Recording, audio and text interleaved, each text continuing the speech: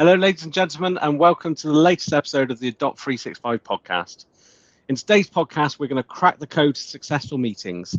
Meetings are one of those things that from the very beginning and trying to plan and get everyone together to running the meeting to ensuring that actually there's some value in the meeting and you have follow-up actions can be stressful, can be a challenge, and ultimately we spend most of our time in meetings, so we need to make sure we're maximizing that opportunity.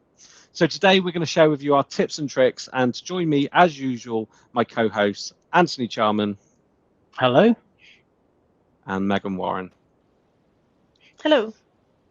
So thank you ever so much both for joining me. As usual, before we get started on the main subject of today, which I'm sure we've had lots of meetings to discuss and plan this already, what is your one tip for Microsoft 365 for the last month, or the one thing that has stood out to you the most? Megan, I'll come to you first.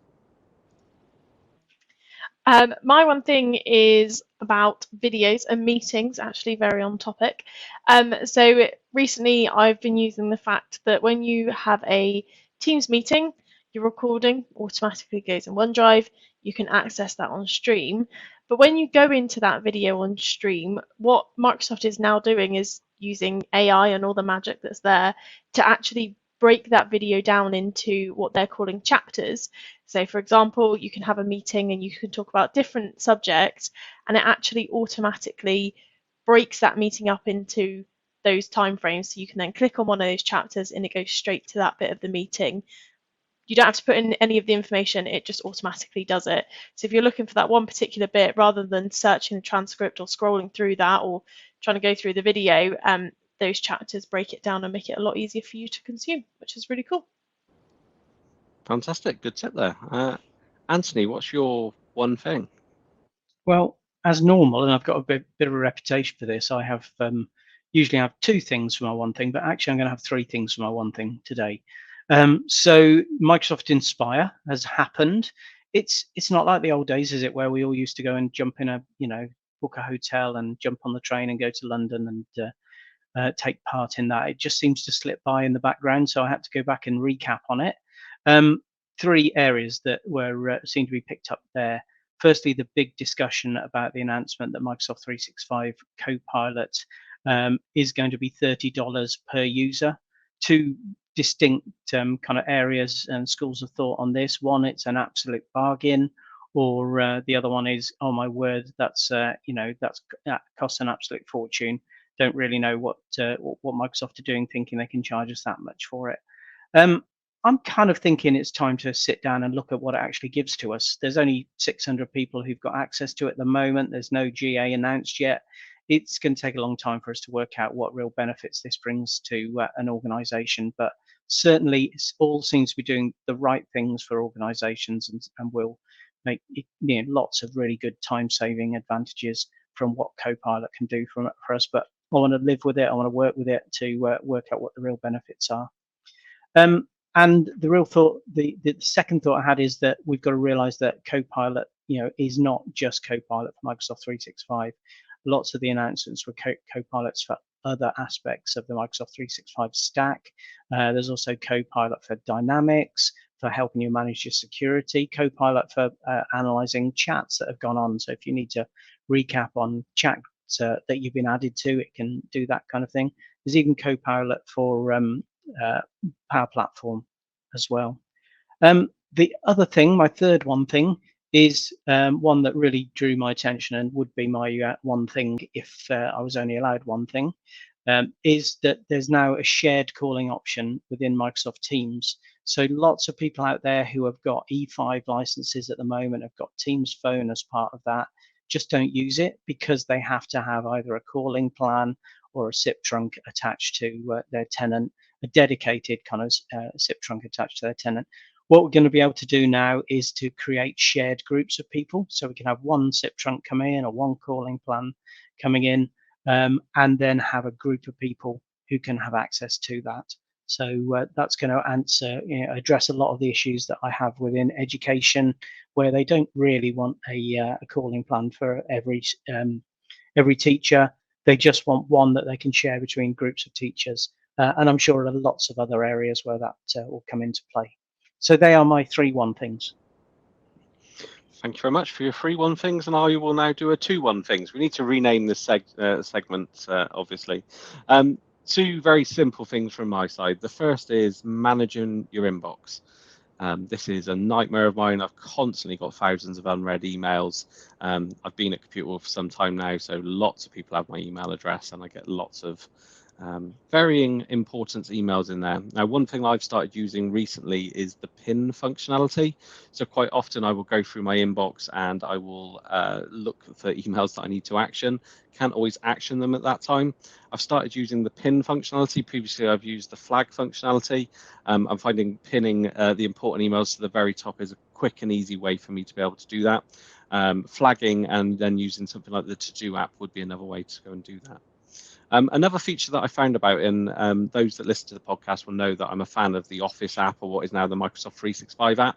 So either go to office.com and access it after logging into there, or go type Microsoft 365 or Office, depending on which version you're on, into Start menu, and it will open.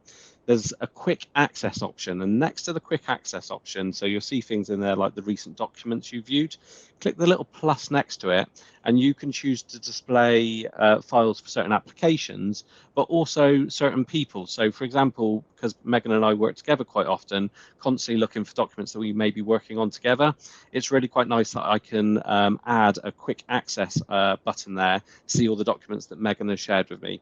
So you click that button, and then all the documents then appear underneath. So that was quite a nice kind of hack that I found, that meant that if I've ever got to find that document straight into Office application, still can't call it the Microsoft 365 application, it's more difficult than calling it the Office app, and then go and find what matters to me quickly and easily. So those are our 3, 2, and 1 things of the month. Possibly that's how we have to rename it and then pass around the baton as to who gets the 3, 2, and 1. So let's have a look at meetings inside Microsoft 365.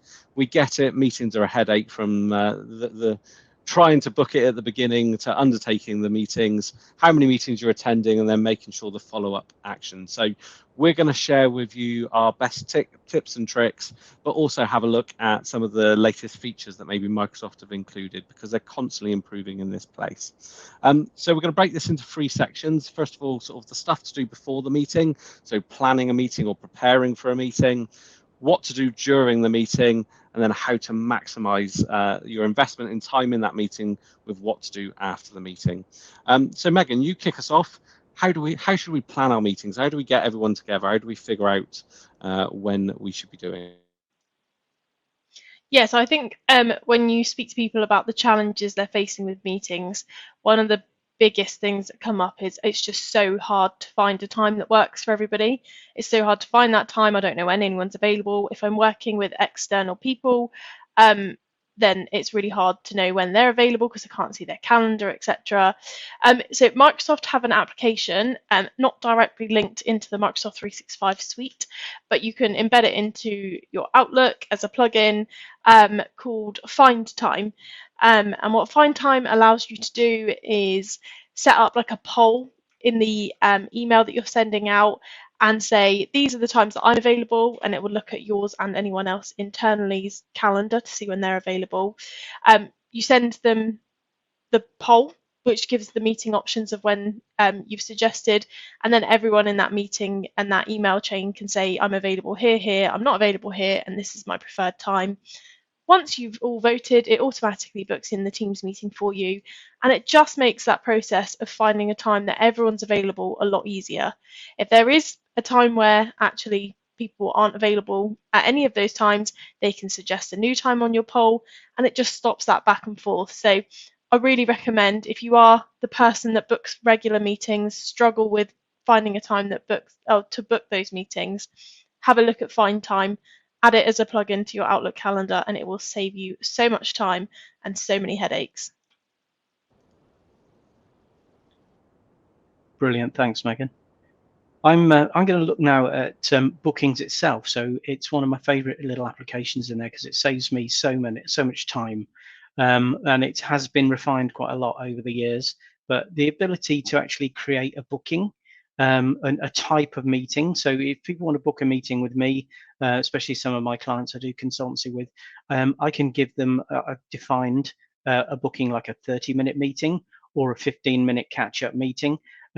And they can come and choose when they want to have that meeting with me. So the first thing I need to do is actually, allocate some space in my diary for those kind of meetings. So I make sure that they don't overlap. I don't give availability that's overlapping with existing meetings. And also I can say, look, on Thursday is the day where I do my consultancy catch-up meetings. So I can allow, a number of 30-minute or 15-minute appointments in there, give them a nice friendly name, and then I can just send a link to people and say, look, if you want to do a catch-up for this project this week, then click on this link and book in a suitable time. And that just works really, really well for me. The other thing I can do around it is put some padding in so that I can say, look, every time I have a meeting with someone, give me 30 minutes before the next meeting, so that I can, write up any notes from that. And it just makes it a really, really efficient way to organize my diary. As long as I'm managing the rest of my diary in the right way and making sure I'm not overbooking things into those slots, it works really well for me. There's also an option there to actually set up appointments for groups of people as well. So if we've got a group of project managers, we can create a project review meeting, or just a quick catch-up meeting with a group of people. And so we create a little resource group of people there. And if the client just wants a meeting with them to discuss something, they can choose that, and then whoever wants to accept that meeting can do. So I think that covers kind of the bookings piece. Megan, did you want to add any more to that? No, I think the bookings piece has been there for a while for those team booking pages that you can select them. I think that bookings with me piece is probably one that people haven't dug into too much. They maybe don't know when they use it. But if anyone's ever seen the people that have put in their email signature, need to book a meeting with me, click here. Those booking with me pages are incredibly useful for those sort of things. And I do really like the fact that you can set up public booking meetings or meetings to be booked with you on your private booking page, or you can set up private meetings as well. So I could have a meeting that is only available to internal people. So if a client clicks on my bookings with me page, they don't get to see those private meetings. Only people that I share that specific link with will see those. So got more functionality to it for you as an individual. So really useful. And I recommend if anyone hasn't set up their bookings with me page, set it up. Put it in your email signature, put it in your LinkedIn bio, whatever you need. It is really useful. Yeah, the other thing it handles really well is time zones. So I think I find I'm doing more and more meetings with people over in America, and therefore, it looks at the time zone they're in, the time zone that I'm in, and make sure that it's a sensible time for both people to do that. So I don't get those conflicts where the times where you phone someone up and you find it's 2 o'clock in the morning and you've for some reason got them out of bed for a very trivial question, but they've accepted that meeting because they know that you want to talk to them. Yeah. Great advice there for booking meetings, and certainly I use Find Time a lot when people are trying to book meetings with me. It just makes life so much easier for me, but possibly need to go away and look and book into me and see if that's something that might work for me a little bit better, doing what I'm doing. I think one of the important things, and I don't know how it would be handled in these things, but certainly when you're booking a meeting and you're including people, considering how you flag to people, look, I've included you in this meeting, support you might want to be aware, but if you've got something else to do, you don't feel like you've got to be there. So that optional meeting thing, and Exchange Online and Exchange for a long time has had the feature to add someone as an optional attendee.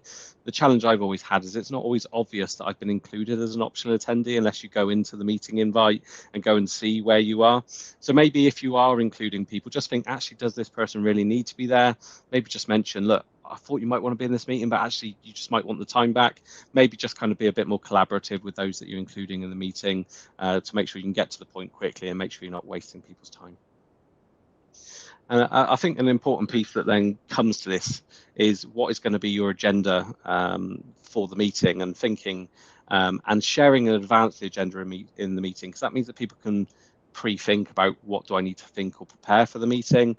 Megan, you pointed out that it's really important to have a chair for the meeting to make sure you keep on time and keep on track, because quite often you find that you can get down a rabbit hole and the meeting ends up going in a completely different direction and you don't get what you need to get. So think about your agenda in advance. Think about what is the purpose for the meeting, what do you want to get out of the meeting, and then make sure that you're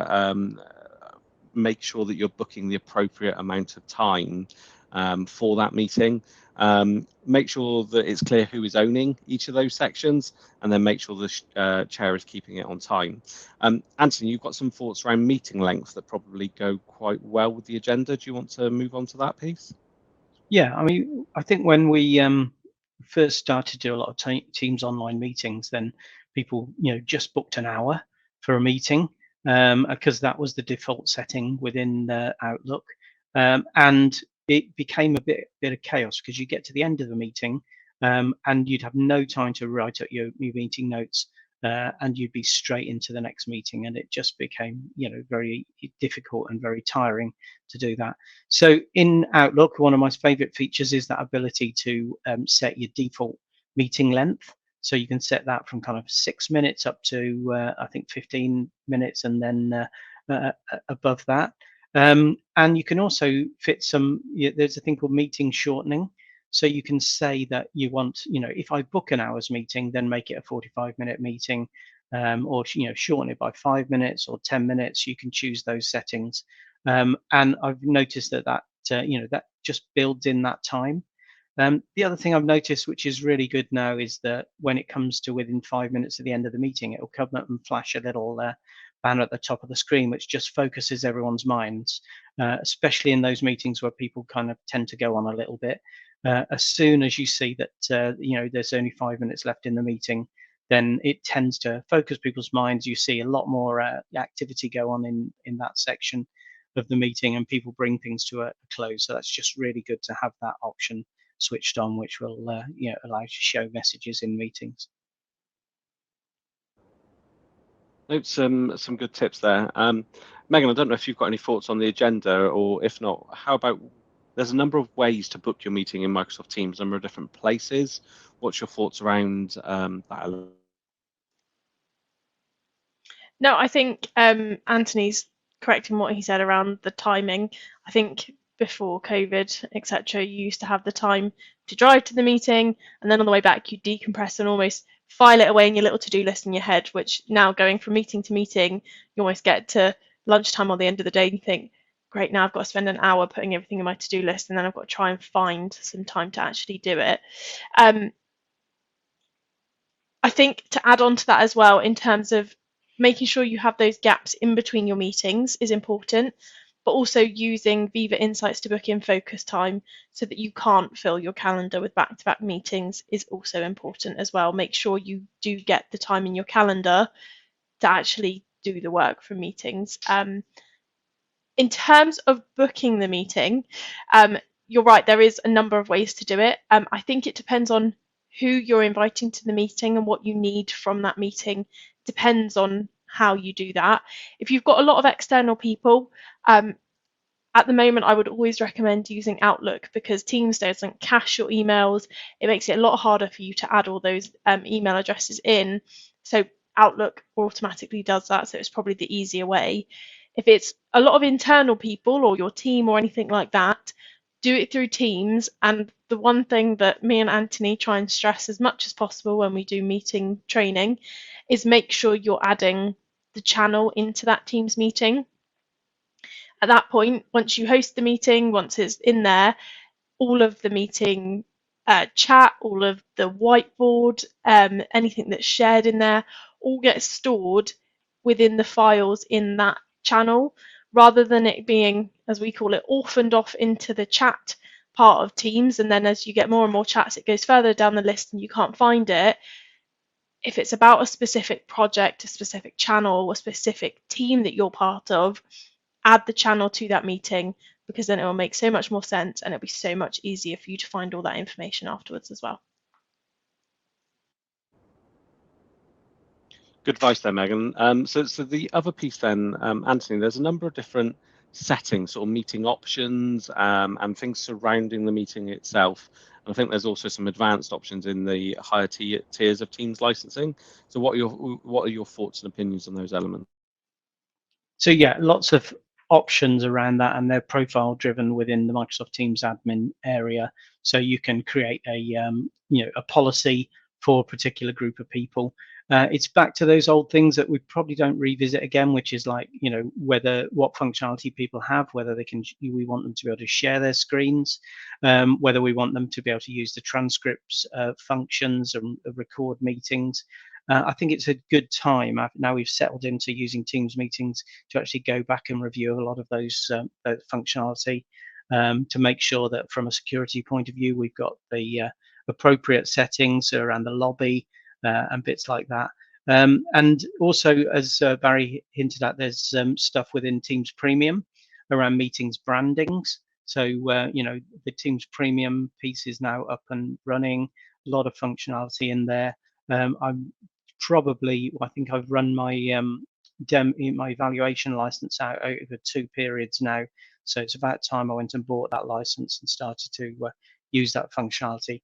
But that ability to pin the right pin people in the particular seat in a meeting, I like that functionality. So everyone's seeing everyone in the same place, so you're looking in the right direction for people.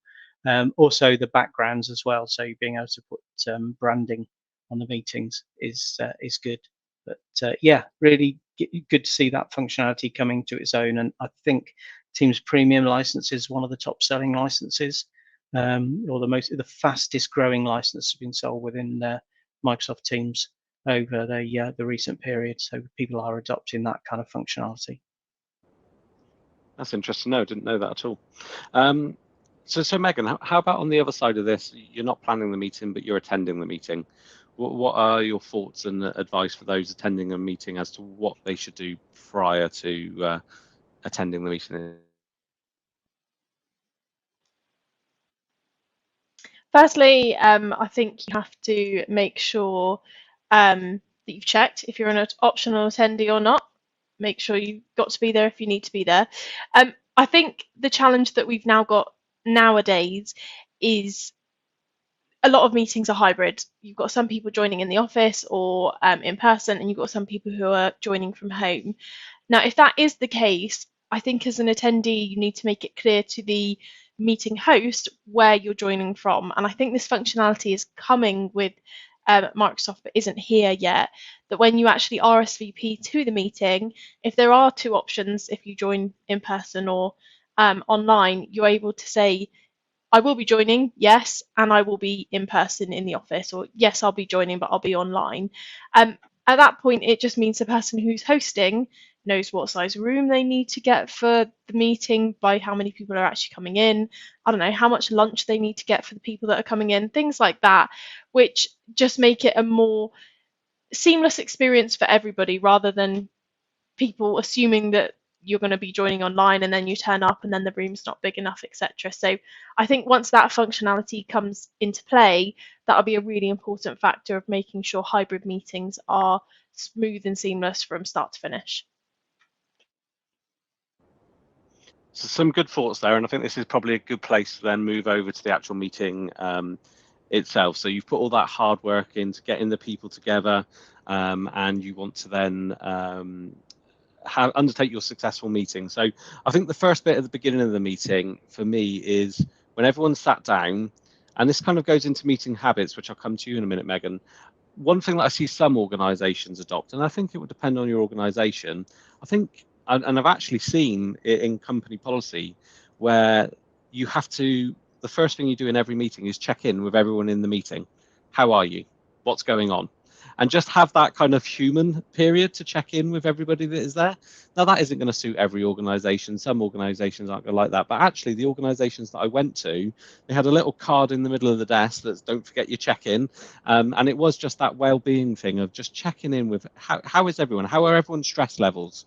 What's going on outside it? This is a safe space. Say now, if you're stressed, say, I'm stressed. Because then it can affect how you behave in the meeting. And if everyone has a little bit more of an understanding as to your workload and how you are, it just means that then the tone of the meeting can be appropriate, and you don't push someone a little bit hard that's about to have for want of a better word, I don't want to say the wrong word, but has already got their workload full and complete, and they're really struggling, and you push them that little bit further, it can kind of ignite a reaction from them. So just check in with people at the beginning of the meeting. Go on, yeah, I think that's a really important one, because often if you're in the room together, you've got that little bit of a preamble with people, and they go, "Oh, I'm having a really bad day," and you kind of pick up on that.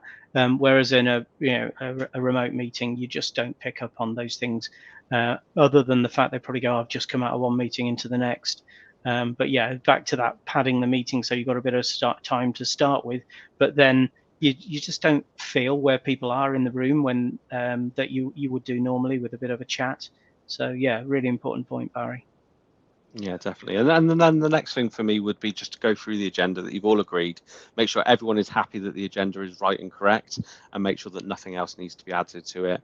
Double check that everyone can be in the meeting and actually concentrating on the meeting. Have you got anything else that is going on that's going to distract you from this meeting, etc. Megan, have you got any thoughts of sort of wider meeting habits when attending?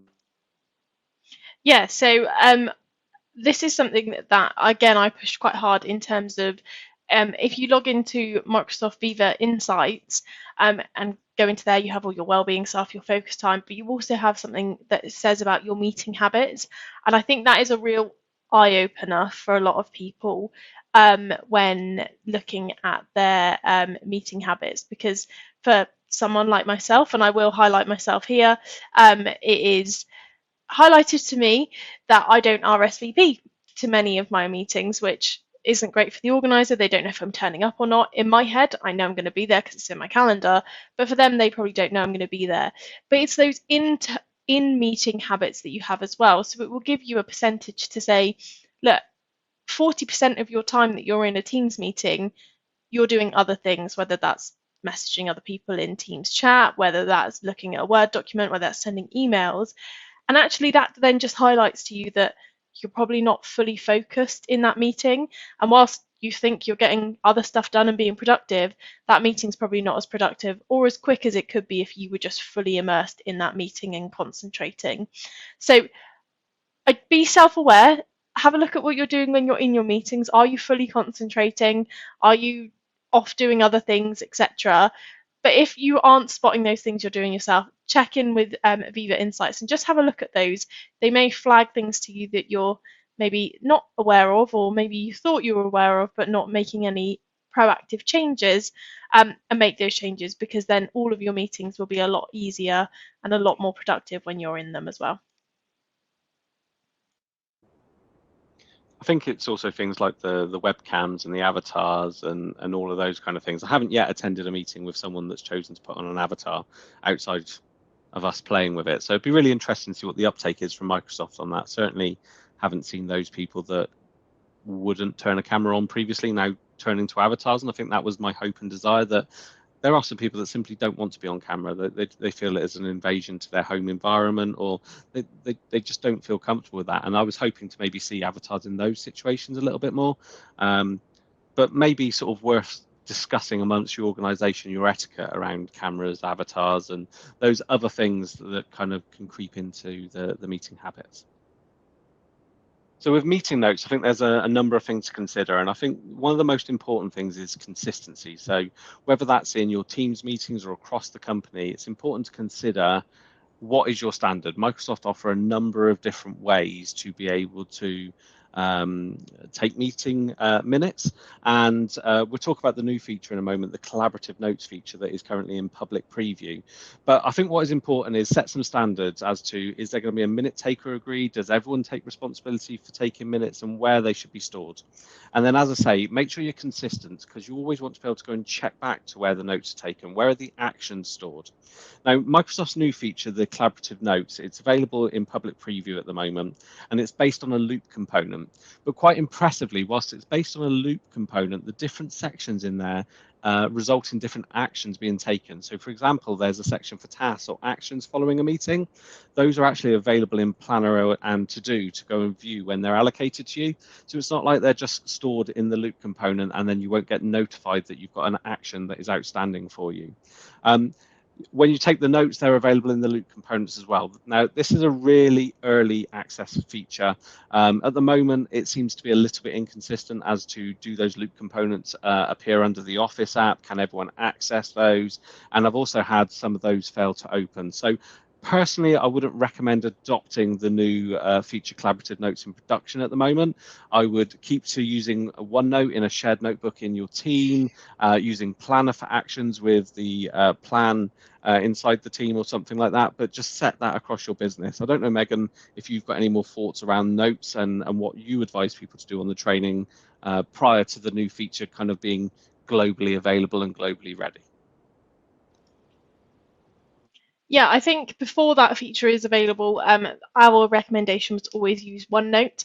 To have a OneNote, if it's a regular meeting that's happening, have a OneNote in your channel that everyone in that channel can access, and that's where you take your meeting notes in there. And then that means that everyone can add to them, everyone can access them, and then afterwards everyone's able to find them very easily because it's in a obvious place that makes sense as well.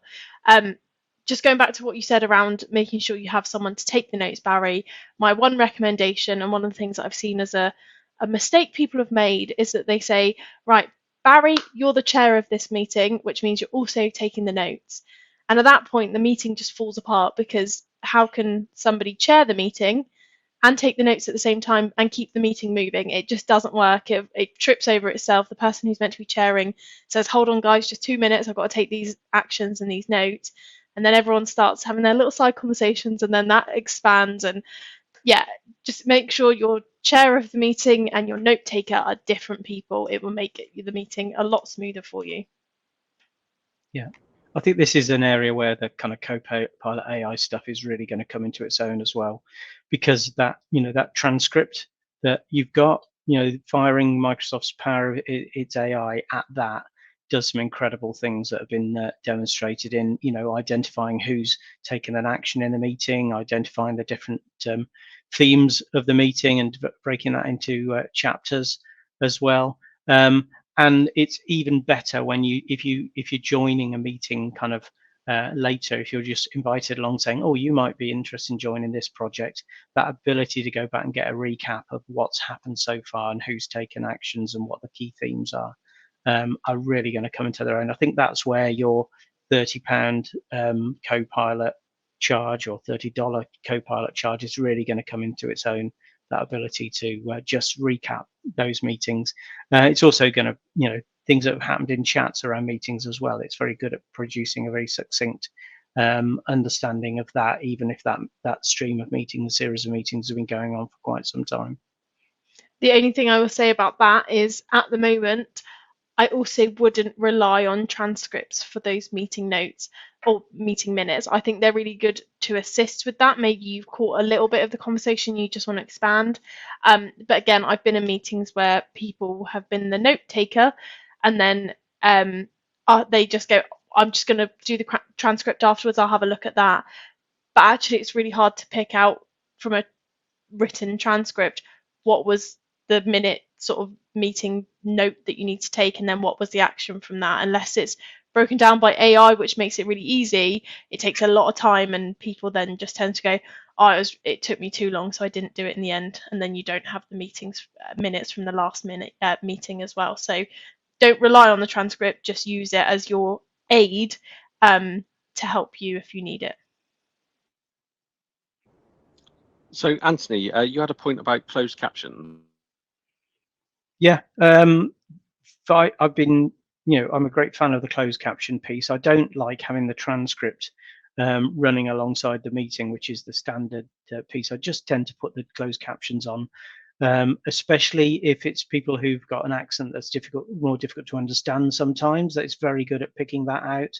And with the Teams Premium piece, you can get it to translate different languages as well. But I tend to just put the closed captions on just so you can look at them and see what someone has said. It's not that I have a hearing problem at all. It's just I find it very useful to have it there. So yeah, it's good functionality, and it just works incredibly well. And Megan, you were saying around speaker coach and how that might be useful to some people. Yeah, so if people maybe aren't very confident in meetings, or maybe they talk too fast or too slow, or they're a bit monotonous, whatever, turning on speaker coach during your meeting is really useful, because during the meeting it can come up with suggestions of how to improve the way you're presenting, whether that is you need to slow down because you're talking really fast, whether that's that you're using non-inclusive language, like saying you guys isn't inclusive to everybody, or if you're using repetitive words like I just did, and now I've noticed that, so I'll try and stop saying that. But it will come up in the meeting with those recommendations to help you be a better presenter. But also after that meeting, you get a recap screen that shows you how you were presenting in that. So it shows you how long you spoke for, what recommendations you were given, etc. And it just allows you to reflect on how you presented, make those changes, etc. Things like how long you spoke for. If it's a 20-minute meeting and it says you spoke for 18 minutes and 30 seconds, probably need to realize that you need to listen a little bit more, etc. So again, it's just one of those small features that aren't going to revolutionize your whole meeting, but actually could help you as a presenter, as someone who interacts in the meeting, be a better presenter, engager, whatever you want to call it. So I'm going to ask you a question now. Do you prefer to be told by a computer what you're how you're not presenting correctly, or would you prefer if a colleague came alongside you and said, "Oh, you were talking a bit fast in that meeting. You need to slow down a bit." What would you prefer, Megs? Personally, I do like Speaker Coach because it tells me in real time. I wouldn't expect, if I was talking really fast, maybe I had a client on the call, I wouldn't expect my colleague to be like, "Megan, you're talking too fast, slow down." I mean, they might do, but it's less likely. They're more likely to come to me after the meeting when I say, "Oh, how do you think that went?" They go, "Yeah, it's good. You were slightly fast in the middle there, but after the meeting, there's nothing I can change at that point." If it comes up in the meeting, I'm able to make a change, make better practice in the meeting. So, Anthony, don't give me any feedback. I've got it from Teams. Don't worry. I think the difference comes there is one you have opted into, and the other you haven't maybe asked for that feedback. Now, and I think that can work with people as well, that actually before the meeting, if you are a bit of a nervous presenter, if you are someone that is worried you're going to rush something, if you do want some of that coaching, then ask your colleagues, "Look guys, on the meeting tomorrow, I'm a little bit nervous, but would you mind giving me a bit of feedback because I want to improve myself?" I think you would then welcome the feedback more. I think we should all be welcome to feedback, kind of thing. And I think quite often if someone gives you a bit of feedback, you can initially get a kind of, "Oh, I thought I did a good job," that kind of, is it fight or flight reaction kind of thing. So I think the real difference here is not whether it is a computer or a person, it's the fact that you've chosen to opt for that feedback first, and then it would be accepted either way. But I get the point there, Anthony, is actually one's a bit easier to do because you're clicking a button and saying, "Tell me how I'm doing." Whereas the other one, you've got to go out and find someone and ask for the feedback from that perspective. You also have to be a person that is approachable when giving feedback. If you have bitten a few times when people have given you feedback and you've gone, "No, I did absolutely fine. What are you talking about, Anthony?" then actually Anthony now may not want to come and give me that feedback, and I may not be improving the way I present, etc., because he's fearful of me, which, it's never true. Anthony's never fearful of me. But at least with that live speaker coach option, it won't be scared of you. It will just tell you. Yeah, I always think of The Apprentice, when you always get that person who says, "I'm the best presenter. I'm the best presenter. I need to present the solution," and then it's a disaster because they haven't got a clue. But no, overconfidence is never a good thing. So before we get to the piece around sort of finalising the meeting, I think just a small tip for me is make sure that you're using the most of the presentation features that are built into Microsoft Teams. I still see a lot of people sharing the whole screen rather than using PowerPoint Live or Word Live or Excel Live. They offer a lot more immersive experiences, whether you're putting yourself on top of it or maybe interacting with a spreadsheet in real time, but everyone is able to go and see their own piece in there. So make sure you're utilising some of those features that are available. And then from my perspective, at the end of the meeting, something that I always like to make sure that I do, but even I forget sometimes, is go through what the actions have been agreed in the meeting. Is it clear? And who have they been allocated to, and what is the expectation on when you're going to come back to that? Just make sure that you're getting that value from the meeting, because I've been in so many meetings when you've spent an hour and a half, you've had a really good discussion. 3 weeks later, someone asked, "Oh, what happened with that thing that we discussed in the meeting?" And the actions haven't actually been put somewhere for people to follow up on. No follow-up meeting has been booked, or a follow-up agreement as to how you're going to come and conclude to make sure these things are being implemented. So I think they're really important. I think, to Megan's point earlier, using sort of planner and to-do to make sure they're allocated into the right job systems, or if you use an ERP or something like that, you might have another place to go and do that. I don't know if either of you had any final thoughts during the meeting before we then move on to after the meeting.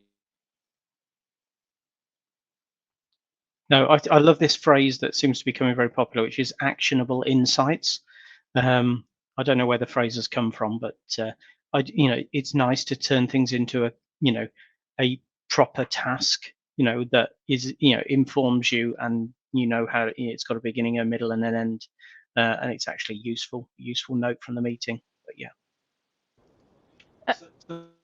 As I say, no, only from my perspective, if you are setting those actions, reviewing those actions, having time frames, the worst thing is setting the actions and saying, right, we need to do this, and then people not knowing when they need to do it by. So then when you have the catch-up meeting, they were like, oh no, I didn't realize it had to be done by this meeting.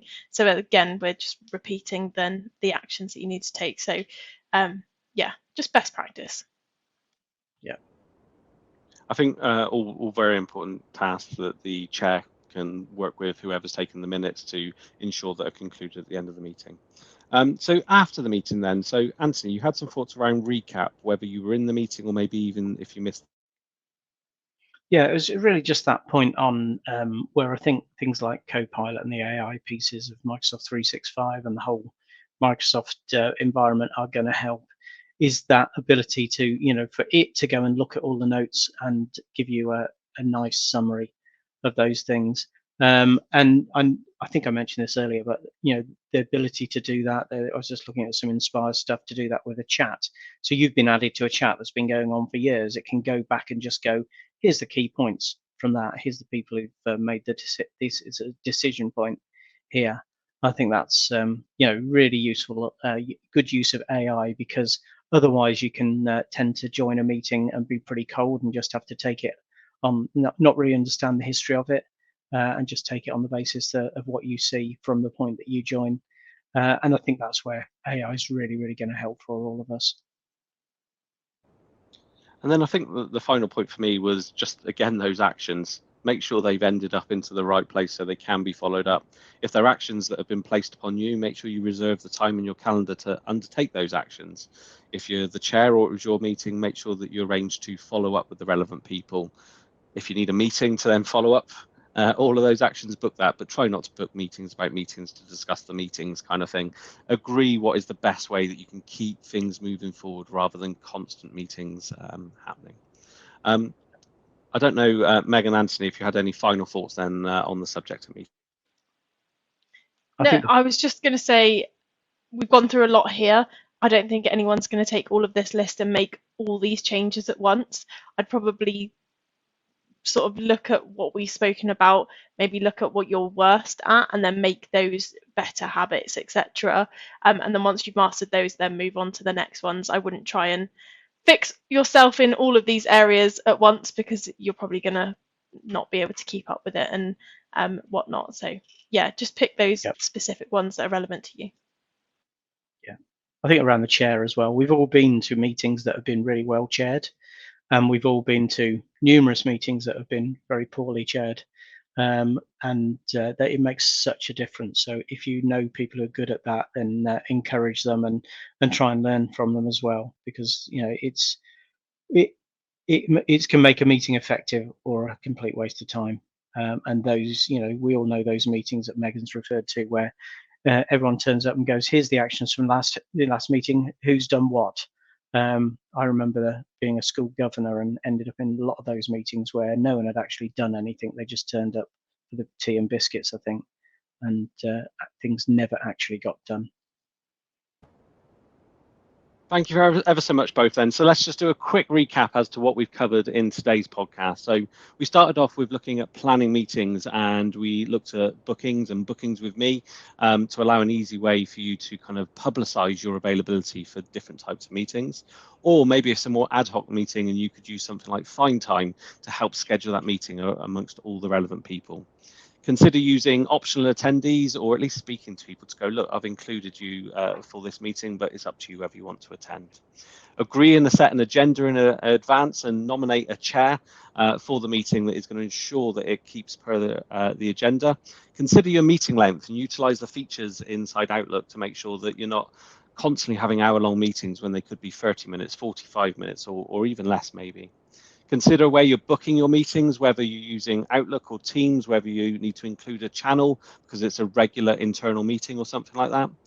Customize your meetings options, your profiles and policies to make sure that it's configured in the best way for the meetings that you have.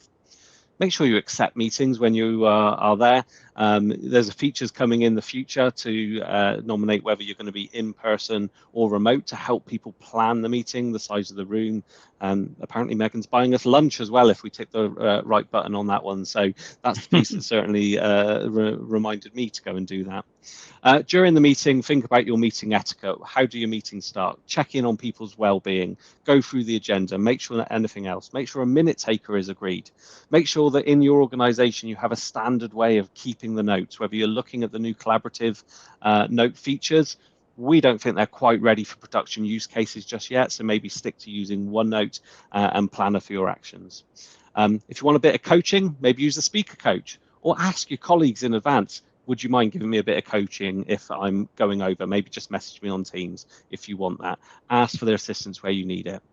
Consider different people and different needs. Maybe look at closed captions, transcripts, what works for you, what works for your colleagues, and make sure you have those. And at the end of the meeting, make sure that you review what the agreed actions are. Make sure they're clear, make sure they're allocated, and make sure there's timelines and expectations about what is going to come next. Then following the meeting, make sure you reserve time to actually get the work done that you've said that you're going to do. If you're the meeting organizer, agree how you're going to be checking in with people to make sure that is done. So we've covered a lot around meetings here today, but hopefully you found this useful. We look forward to hearing from you or seeing you or hearing from us at the next Adopt 365 podcast. Lots of new information coming out from the Microsoft conferences at the moment, and it feels like we need to dig a little bit deeper into Copilot moving forward. So as soon as we feel all the information is ready to do that, we'll also get that on booked as well. But I hope you enjoyed the podcast, and we'll look forward to hearing from you next month.